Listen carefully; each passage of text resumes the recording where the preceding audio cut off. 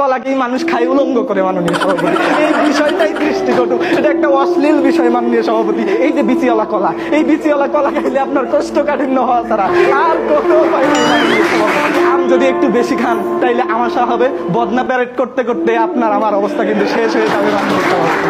একটা পোস্টমর্টম ময়না তদন্ত করা একটা লাশের যা অবস্থা, রাস্তাঘাটে একটা বাঙ্গির দেখবেন তার থেকে অবস্থা খারাপ মাননীয় সভাপতি। ছোটবেলায় দেখছি ছাগলের যদি ডায়রিয়া হয় তাহলে গাব খাওয়ানো হয় মাননীয় সভাপতি। আমার সাথে বিতর্ক করতে মাননীয় সভাপতি, বিষয়টা অত্যন্ত দৃষ্টিকটু। তরমুজের গুণগান গাইবে আজকে এই ফলের রাজ্যে আইয়ুব আলী আকাশ।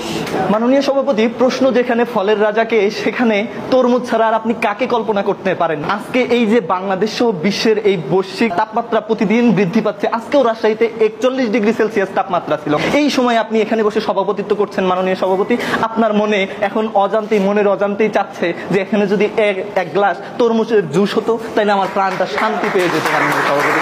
এক টুকরো লাল টুকটুকে তরমুজের জন্য আপনি নিশ্চয়ই অপেক্ষা করছেন। এমন পরিস্থিতিতে যদি আজকে জীবনানন্দ দাশ থাকতেন, তখন হয়তো তিনি বলতেন আমাকে 2 দণ্ড শান্তি দিয়েছিল বরিশালের তরমুজ। মাননীয় সভাপতি, মাননীয় সভাপতি, আজকে আমাদের যে কাঁঠালাপাই একটু আগে বলে গেলেন, আসেন আগে তার বিষয়টাই দেখি। কথাই আছে প্রীতি কাঁঠালের আটা লাগলে শুনে না। এই কাঁঠালের আটা যদি আপনার শরীরে বা কোথাও লাগে, সরিষার তেল দিয়ে ঘষাঘষি ছাড়া জীবনে এই কাঁঠালের আটা ছাড়বে না মাননীয় সভাপতি।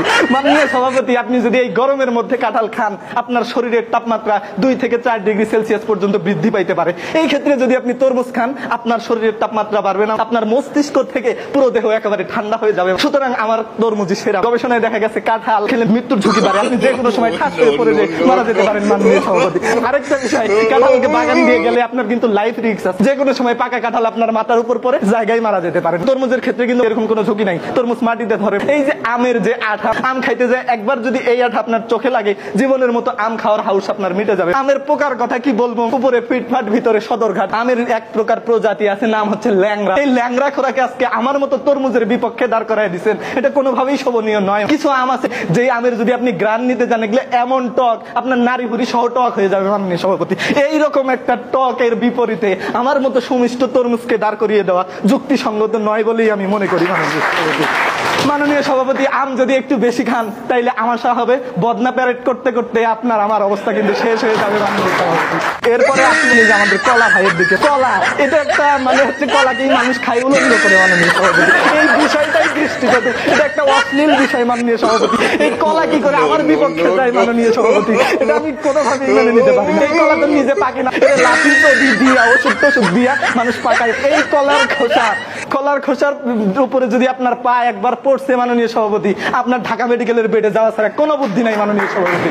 আর আপনি কিন্তু তরমুজের খোসাটাও ফেলতে হয় না, বর্তমানে তরমুজের খোসা দিয়েও তরকারি রান্না করে খাওয়া যায়। এই যে কলার গাছ একবার মাত্র কলা দেয়, বাকি সময় এটা জঞ্জাল, এটা আবর্জনা হিসাবেই থাকে। কলা যে জমিতে চাষ হয় সে জমির উর্বরতা নষ্ট হয়ে যায়, কিন্তু আমার তরমুজের ক্ষেত্রে এরকম কোনো ঝুঁকি নাই। আর কলার বিচিতে, এই যে বিচিওয়ালা কলা, এই বিচিওয়ালা কলা খাইলে আপনার কোষ্ঠকাঠিন্য হওয়া ছাড়া আর কোনো উপায় নাই মাননীয় সভাপতি। আর আজকে তরমুজের বিচির কথা বলে গেছেন আমাদের আপু। তরমুজের বিচিতে থাকে অ্যান্টিঅক্সিডেন্ট, যেটা খাইলে আপনার হৃদরোগের ঝুঁকি থেকে উচ্চ রক্তচাপের ঝুঁকি সবই কমে যাবে মাননীয় সভাপতি। তরমুজের বিচির সমালোচনা করে লাভ নাই। এরপরে আসি হচ্ছে আমাদের এই যে বাঙ্গি। আপনার কাছে কথাই আছে বাঙ্গি খেতে বালুর মতো। আপনাকে যদি এক গ্লাসে সাদা পানি আর এক গ্লাসে যদি বালুর শরবত দেওয়া হয়, আপনি কোনটা যে বাঙ্গির শরবত আর কোনটা সাদা পানি আপনি কিছুই বুঝতে পারবেন না, কারণ স্বাদই নাই মাননীয় সভাপতি। একটা পোস্টমর্টম ময়না তদন্ত করা একটা লাশের যা অবস্থা, রাস্তাঘাটে একটা বাঙ্গির দেখবেন তার থেকে অবস্থা খারাপ মাননীয় সভাপতি। মাননীয় সভাপতি, এই বাঙ্গি হচ্ছে মিষ্টি কুমড়ার চাচাতো ভাই। এই মিষ্টি কুমড়ার চাচাতো ভাই হয়ে একই প্রজাতির, অর্থাৎ এরা একই প্রজাতির। এই মিষ্টি কুমড়ার চাচাতো ভাই হয়ে আমার মতো সুমিষ্ট তরমুজের সাথে এনারা কি করে আসে? আর মাননীয় সভাপতি, গাবের কথা কি বলবো, এই যে গাব, কলা, বাঙ্গি, এরা কি ফলের মধ্যে আসলেও পরে মাননীয় সভাপতি? এগুলো কিন্তু আমি গাবের নামই কোনোদিন শোনেন নাই। এই যে ভাই আমাদের গাবের পক্ষ হয়ে আসছে, তিনি জীবনে কোনোদিন গাব খাইছে কিনা আমার সন্দেহ। ছোটবেলায় দেখছি ছাগলের যদি ডায়রিয়া হয় তাহলে গাব খাওয়ানো হয় মাননীয় সভাপতি। আমার সাথে বিতর্ক করতে মাননীয় সভাপতি, বিষয়টা অত্যন্ত দৃষ্টিকটু। এই যে বাঙ্গি, গাব, কলা, এরা তো কোনো ফলের মধ্যেই পড়ে না। আর এই যে আমাদের আম আর কাঁঠালকে যদিও ফলের শ্রেণীতে একটু অন্তর্ভুক্ত করতে পারেন, কিন্তু আমার সাথে এরা কোনোভাবেই যায় না। এই যে দেখেন আজকে তরমুজ, জাপানের হোক্কাইদো শহরতে এক প্রকার তরমুজ হয় যার নাম হচ্ছে ডেনসুকি তরমুজ। এই তরমুজ 1 কেজি বিক্রি হয় $600, 1 কেজির দাম $600। সারা পৃথিবী জুড়েই আমার খ্যাতি। আমি শুধু বাংলাদেশে না, বহির্বিশ্বেও আমার একটা ভাবমূর্তি আছে। মধ্যপ্রাচ্যের শেখদের যদি আপনি তরমুজ উপহার দেন, দেন, তারা যে কি খুশি হবে মাননীয় সভাপতি।